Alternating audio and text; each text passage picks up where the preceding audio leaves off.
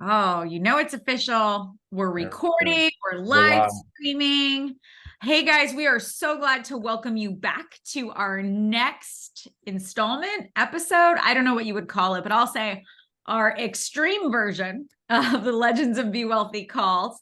As you know, this is literally my favorite thing that we do in Scale to Wealth because it's a way that we get to know the other members in the group and we're able to tease out some trends and secrets, I'll call them, or proven methods that they've used to build really incredible businesses.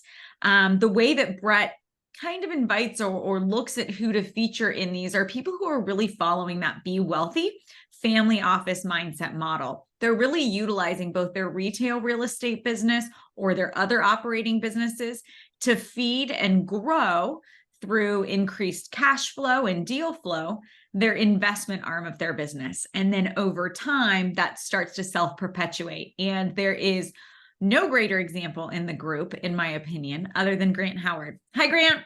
How are you? I'm doing awesome. I do have to do a disclosure before we get started.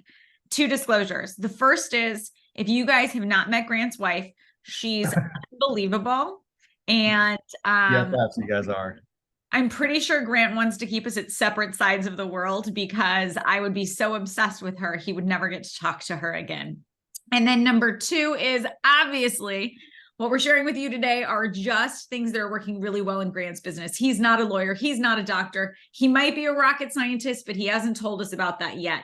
These are just models and tactics that he utilizes in his business that have worked for him personally and professionally. And if you want to implement them, please seek legal counsel or proceed at your own risk.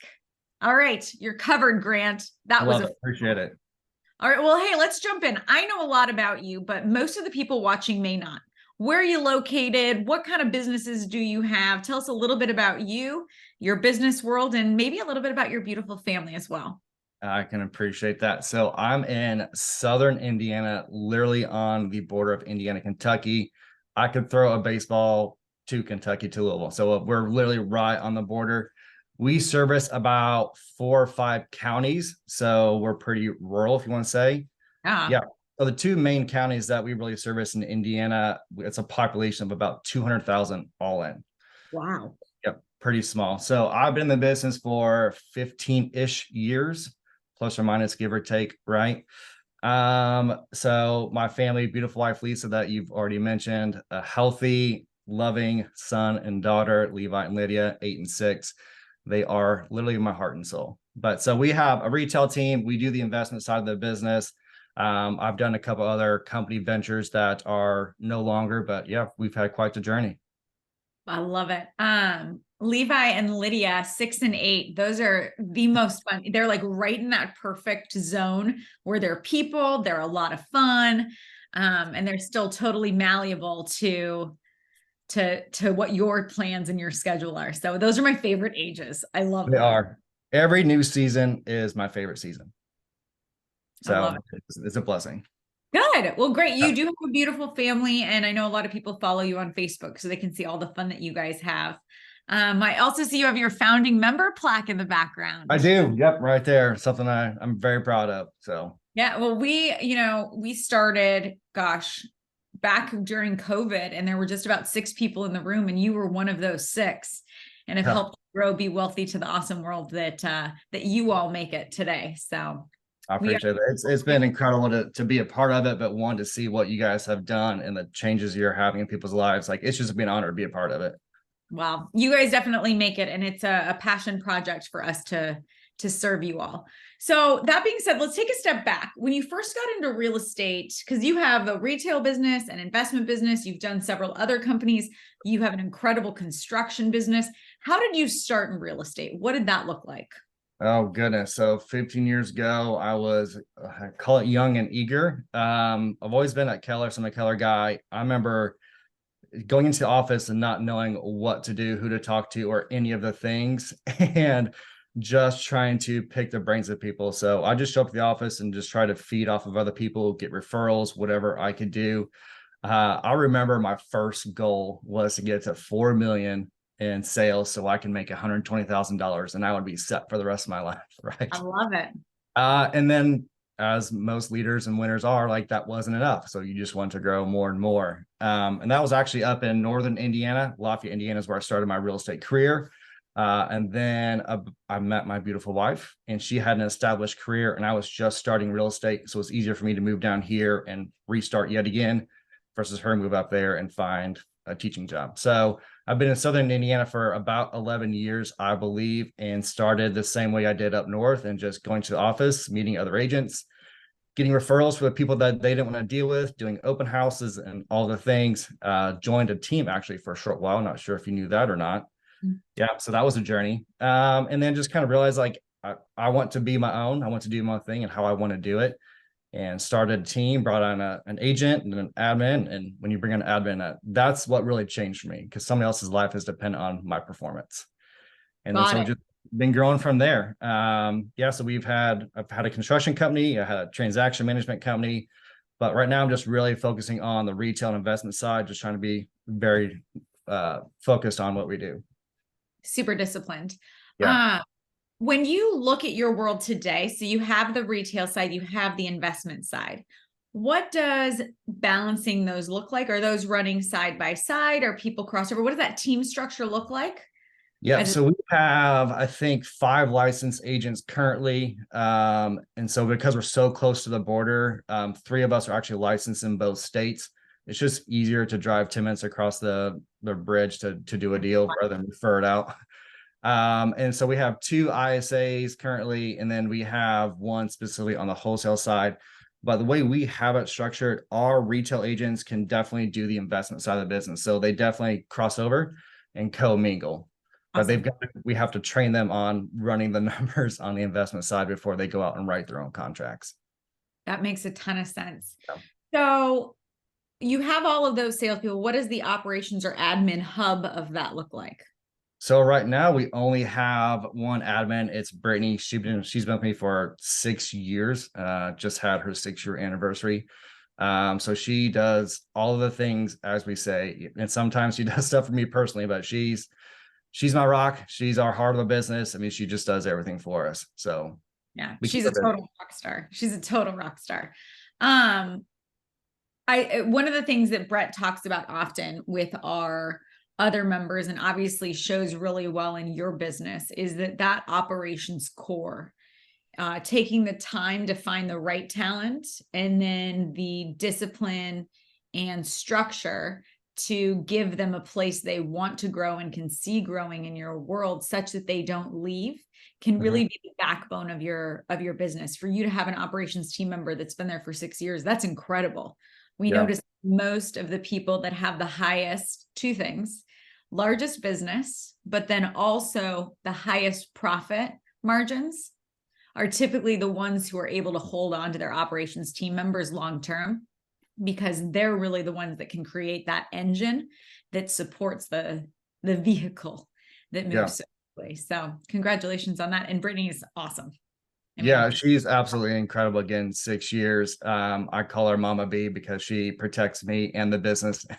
So it's just fun when she comes out and becomes the mom of the company.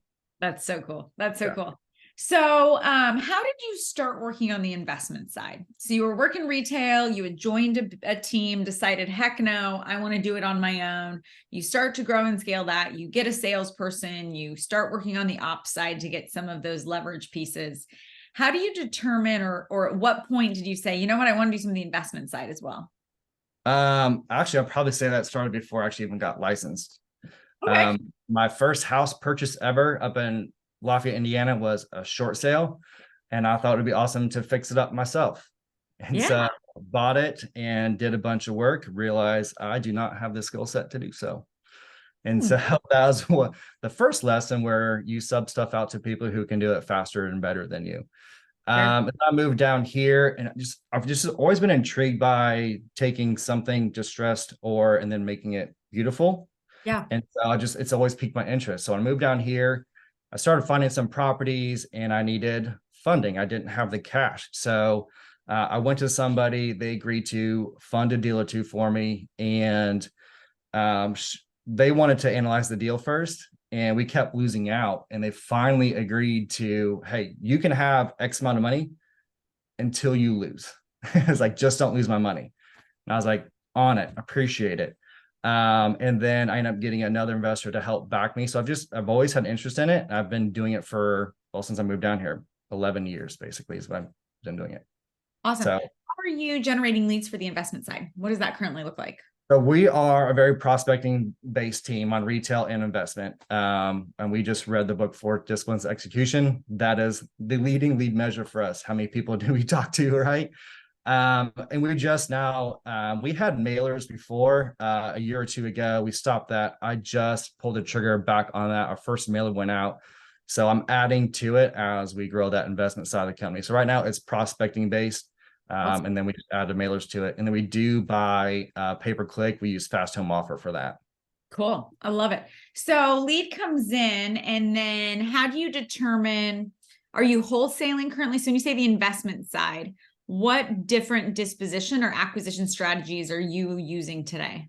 So our main one is wholesaling. Once you get a taste of it, it's pretty It awesome. is. It is very awesome. I totally agree. Yeah, It's a very, very. totally dirty little secret. Yeah, right. And so especially when you can make, I think my biggest one this year was 35,000.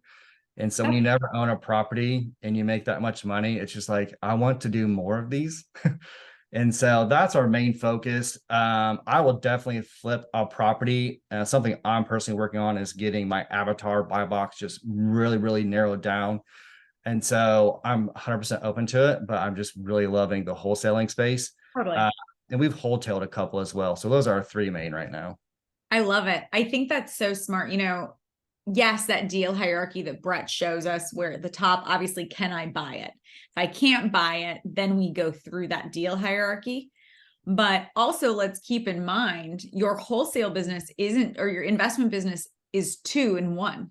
It's that investment arm, but also it's an operating business and can generate some really great cash that by doing so, you can hang on to more of them long term. So I love it. Yeah, I love that side of the space. I mean, that's where the passion lies. So I can tell. I can absolutely tell. Well, that's incredible. I'd love to jump in and ask you some questions that might be a little bit more personal about your growth of how you got to this point. Would that be okay? absolutely. Let's roll. All right, let's jump in. So you've had a lot of success from like just, hey, let's go into a KW office where I don't really know anybody and get some referrals, to building, your investment arm, building your retail arm, building your investment portfolio. What would you say three things are that contributed most to your success, personally or professionally? Three things that contributed to it. Outside of just, I want to prove people wrong sometimes. So just my drive, honestly. You tell me I can't do something, okay, I'm just going to show you I can do it. I would say for me, probably the one defining point is when I decided to hire a coach. I knew I could do the things, talk to people, whatever, but like I just wasn't getting the results that I wanted and living the life I wanted to live. So I hired a coach. I went through a few of them actually before I met Brett. And so when I first saw him at a mastermind, I was like, that's what I want to do. I want to have multiple entities. I want to, all that stuff. So I was blessed enough to get in, be a private coaching with him, but that changed the trajectory of my business and personal life, was coaching. I love that. You mentioned something earlier in passing, and it stuck with me when you said, when you hired your first admin, you felt a different level of responsibility, and that changed things for you. What did you mean? So when you're a sole agent working for yourself, like you only have to feed yourself. When at that point in time, it was just me. I didn't have a family yet. So my burn rate wasn't really the highest ever. Right. And then I actually hired an agent for soldier rate. It was very slow. it was a slow burn. I had an agent, but their income was based off of their performance. But as we were getting more deals, we needed leverage. And so I hired my first admin, and just like, when you literally have to write a check every week because they rely on you to pay their bills, it's just a mindset change on your responsibility based off of what you have to do on a daily basis. Like they lose their job if I don't perform. So it's different. And it's a different boot on your neck, especially if they're doing a great job and you care about them. Yeah. Yeah, exactly. So it changes things. So it forces you to work harder. I love it. So Yeah. I say I love it a lot, apparently. You mentioned earlier that when we talked about one of the things that contributed to your success, you might have been saying it in jest, but I don't think you were because I know you.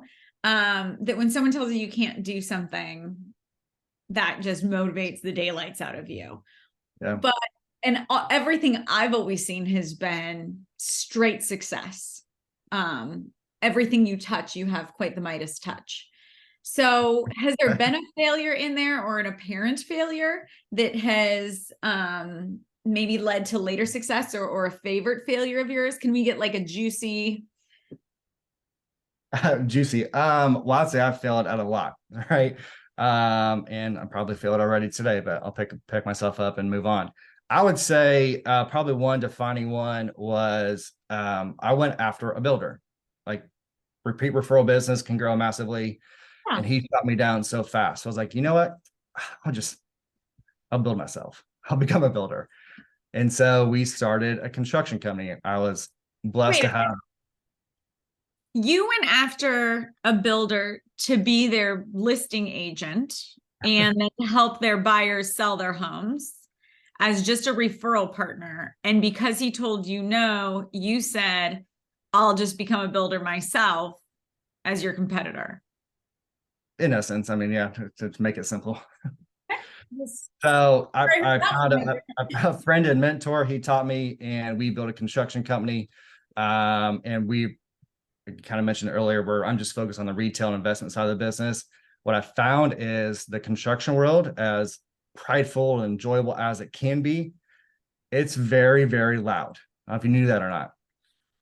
Homeowners want to know what's going on. Contractors need information. Vendors need information. Like everybody needs you all the time. And construction world starts really early in the morning and goes late at night. So we decided to kind of ease off that and focus on the, again, retail investment side. So that I wouldn't call that a failure.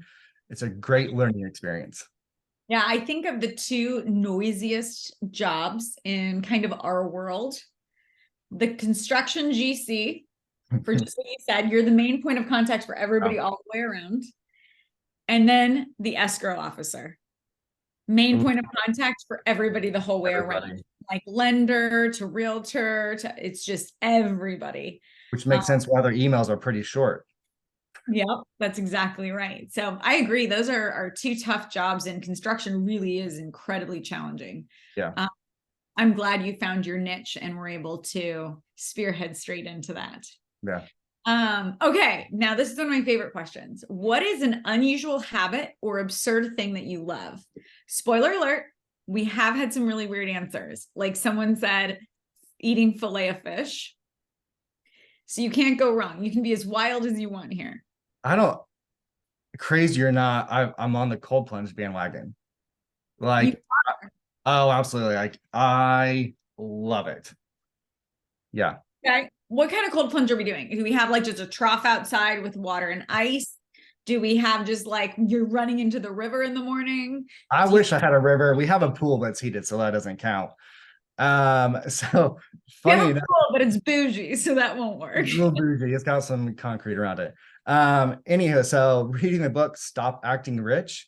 Yeah. I think you're familiar with that one. So having the mindset around cold plunging, and if you've done research on that, you can buy a $75 cold plunge or like a $10,000 cold plunge. Right. So I decided it's cold water. It's all it is. I'll take the cost effective version of it and get the one from Amazon at $75. And then I got to keep it cool. I don't want to spend $800 on a pump. So I just make my own ice at home. Smart. I think that's great. How long have you been doing it? I'll probably say three-ish months. Wow. And how many days a week? 6. 6 days a week. And you just do it in the morning. What is that routine? What does your morning routine look like, including the cold plunge? So full morning routine, wake up, I do my best to do some journaling, and then I will read, and then I exercise. And so that's been a big goal for mine this year, is just getting better with my health. And so at least 20 minutes of raised heart rate a day. I've been actually exceeding that lately, which is good for me, right? And then I want to get my heart rate down below 100. and then I will get in the cold plunge for 3-ish minutes. Wow. Yeah. That's fantastic. Is anyone else in your home doing the cold plunge? Funny enough, you should ask that question because as of last night, literally the entire family did one.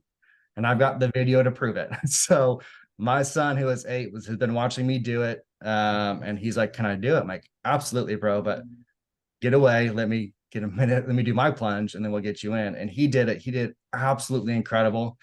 And then Lydia came down. She wanted to try it out. So she did it. And Lisa, she's done it a few times over the past few weeks. So as of last night, the whole entire family.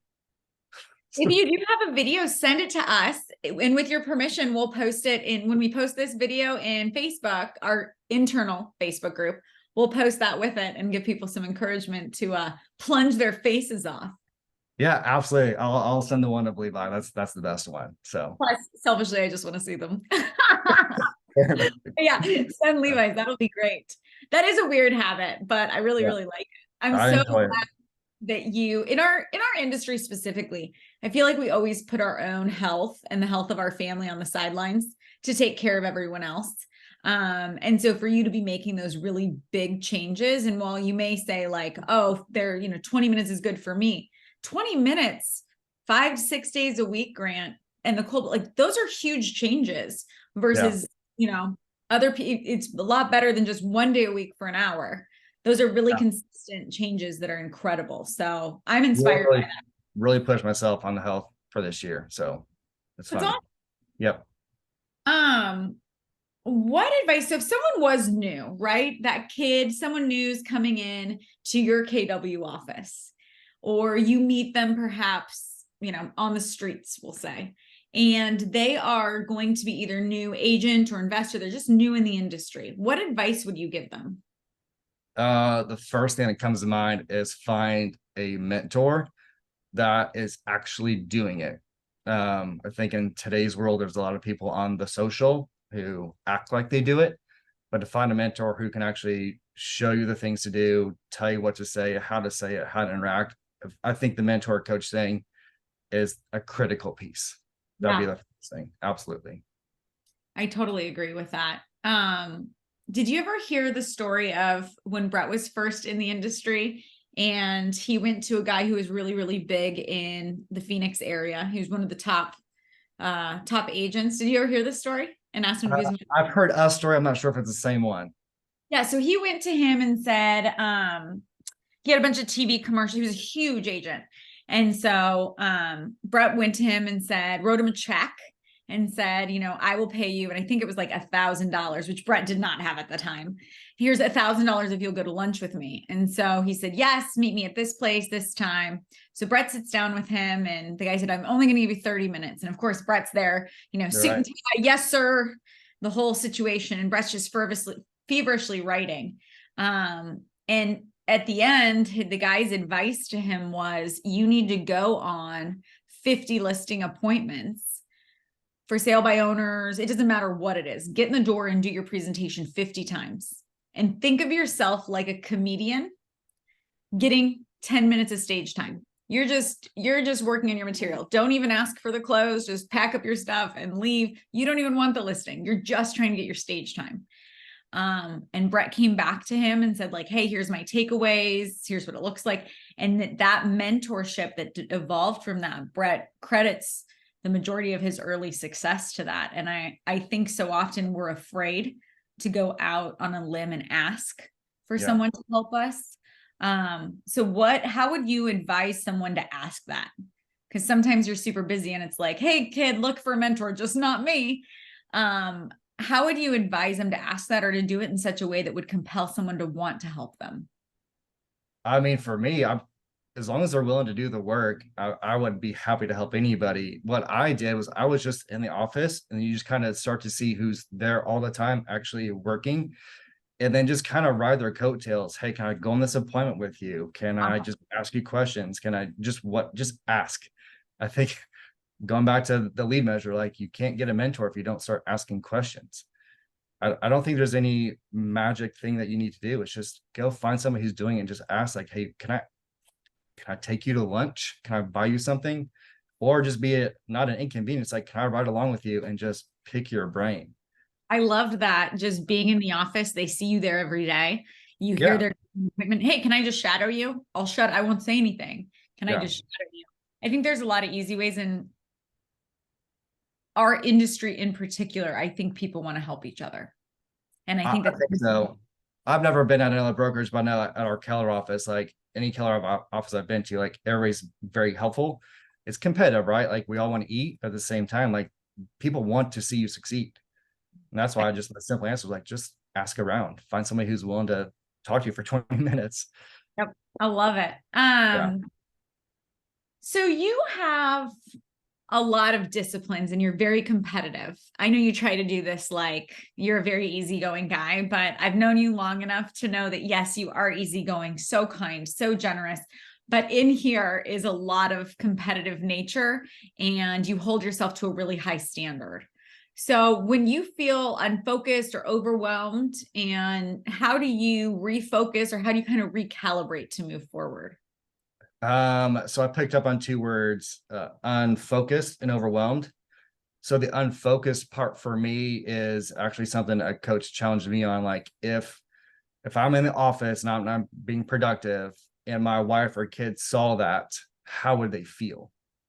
So asking yourself that question because it's time away from your family. Like he said, like you're stealing time. You're literally stealing time away from your family if you're not being productive at work. So Mhm. challenge myself that way. On the overwhelming side of it, I correlate that word to anxiety and stress. And so for me, the first thing that comes to mind is the biggest guy upstairs, having some faith. And there's one song that comes in particular to me. And so I just think about those lyrics and it really settles me down. And so that's just the easiest thing for me to do. I love that. Yeah. Uh, the biggest big guy is what I like Biggest to big guy. Oh, I was biggest, cloose. I was the close. biggest big guy. Biggest big guy. I think that's wonderful. And I think that's, I'm sure that song's personal to you, but I think remembering that this panic we may have in this moment about this deal falling apart or someone not showing up that was supposed to for an appointment or whatever is driving that anxiety, to realize that there is a bigger world and universe and plan, Yep. that this is one small component of it. And I think in those moments, I typically realize like it'll be okay. And yet it's something that I can't control anyway. And so that's why the song's called Giving It All to You. But anyway, like it's just the faith. I trust you. You've got this, God, but also I can't control it. And so I have to, and that really always calms me down. I I love that. Yeah. I think it's a really good reminder for all of us. Um, all right, kind of on a silly note, but not silly because I take it seriously. What purchase of $100 or less, with inflation, we can go up a little bit, a reasonably priced item that you've purchased recently that has impacted your life? That's easy. I've already answered it. It's the cold plunge, $75 Amazon. Okay. It's an Okay. absolute game changer for me. So I do it for health reasons, but also it's definitely a mindset thing for me. Like if I can get in that 55-degree water first thing in the morning, there's not much I can't tackle in the day. Like I just seriously, like it's the first 20 seconds you get in there is not fun. I don't know if you've tried it yet or not, but it's not incredible. But once you're actually in it and settled, and once you get out, it is energizing. So Totally. if I do that, then the rest of the day is pretty simple. That's great. Okay. What book or books do you recommend most or gift most? I guess this technically isn't a book, but it's my all-time favorite. I listen to it probably twice a year. Jim Rohn's The Art of Exceptional Living. Ah, I love that. Um, the other one that I'll probably say I'd recommend most is Stop Acting Rich. I just love that mindset.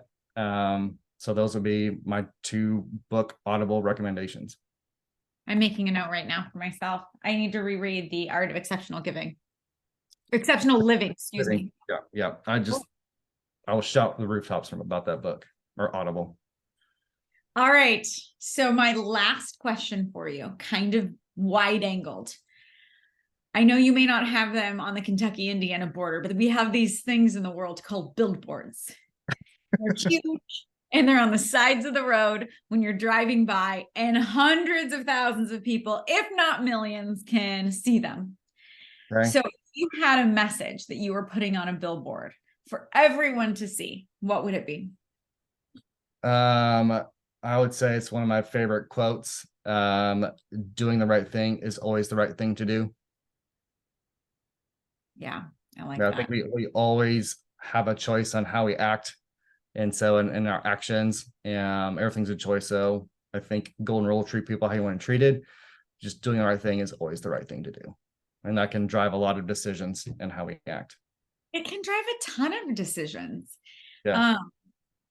Brett and I call it the good guy rule. Why don't you just be a good guy? Yeah. And do Just be a good dude. It's be a not good that hard. Tell the truth. Have integrity. Be a good dude. Don't avoid the uncomfortable conversation. It won't last that long. Right. Do the right thing. Tell the truth. And be transparent. It's simple in nature, right? So yeah, doing the right thing is always the right thing to do. That would be my message. We went to Brett and I were at a breakfast a little while back with someone, and we were kind of brainstorming different business ideas. And he said something that I think kind of couples with this, but now I'm just talking to Grant, my friend, and not asking random questions. But he said this, and I was like, I really like that. And he said, I'm only tied to a few things. Any idea or plan we have has to be transparent, meaning a transparent company, ethical, scalable, and profitable. Other than that, I can kind of make anything work, but it just has to be those four things. So simple in nature. So the first two are just doing the right thing. You're being transparent. And the back half, there's not many people who like to work for free. So you want to make money, and I get it. Profitable, scalable, transparent, and ethical. Yeah. It's a no-brainer. Keep it simple, stupid, right? Keep it. My dad used to say that to me all the time, which I found challenging as a child, uplifting as an adult. I have not yet said that to my kids. I might wait a few more years, but yeah, I got to the point where I would say, like, keep it simple, stupid, and then he would shortcut it and just go. And it was like, perfect, Dad. Thanks. Oh, I like that. I was like, well, that's the most disrespectful kiss and blown I'll ever have. So thank you.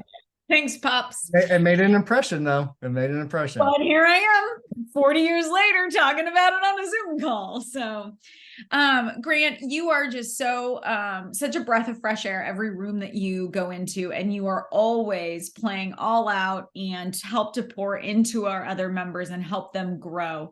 And if people do have some questions for you, or I know a lot of our members are currently either investors or retail real estate, and they're looking to draw that other line and start that other business alongside of it.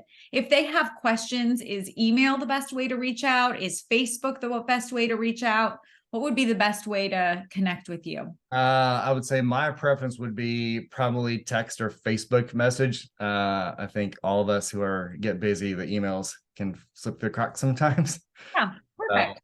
Facebook message or text or call me. Perfect. I love it. And everyone can access that through the roster. I think April just opened up her camera. She might have a question for you, Grant. April? Right. I just wanted to say thank you so much. This has really been eye-opening and a lot of great stuff I took out of it. I think the biggest thing I took out of this was it's okay to just calm down and breathe and know that everything's going to be okay. Yeah.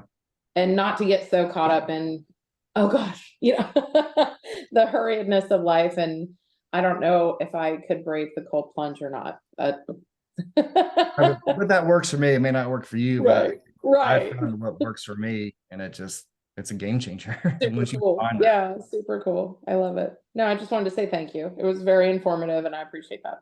No, thank you for saying that. I appreciate it. Well, Grant, I know you're going to have many other people reach out to thank you, especially over the coming weeks when they watch it in our Scale to Wealth portal. And then we'll look forward to seeing you in February, first week of February at Amelia Island for our mastermind.